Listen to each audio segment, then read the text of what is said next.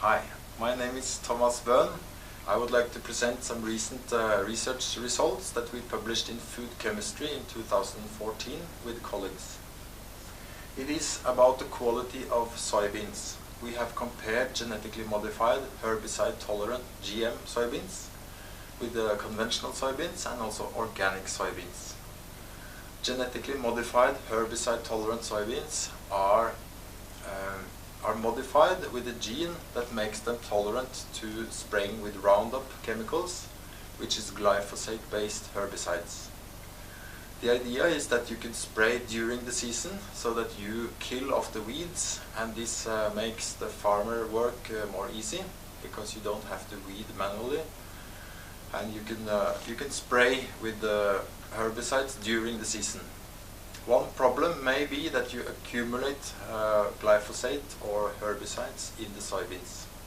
So what we did was to measure the amount of glyphosate and also one of the main breakdown products, AMPA, in the soybeans. And as you can see in this figure to the left, the organic soybeans and the conventional soybeans had no herbicides at all, whereas the genetically modified soybeans contained on average 9 mg per kilo of soybean.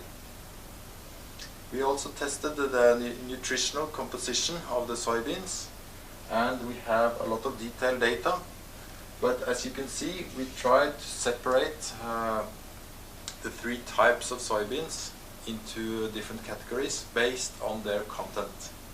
And what you can see here is that we are able actually to use 35 different variables of the composition of the soybeans, and that makes it possible to segregate completely the conventional soybeans, the genetically modified soybeans, and the organic soybeans. Overall, the quality of the soybeans we would like to test in a feeding model, but we may also look at the content and say that the organic soybeans contain more protein and less saturated fat.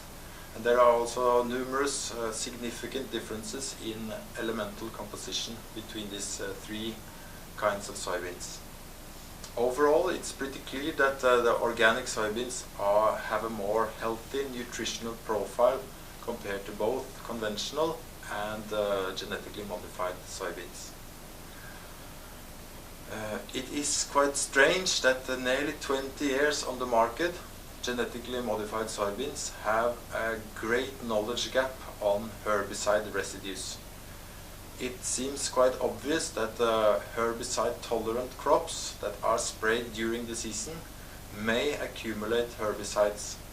But this is not a part of the regular risk assessment of these crops, and we contribute with some new data showing that this actually happens, and probably it is important that weed resistance to glyphosate makes the farmer spray more than once early in the season, and when you spray with glyphosate also later in the season, it is more likely that you accumulate more herbicides in the crops. So this is actually what we demonstrate. It is quite a lot of glyphosate herbicides in genetically modified soybeans. The next step would be to research the significance of this content of residues in GM soybeans. Thank you.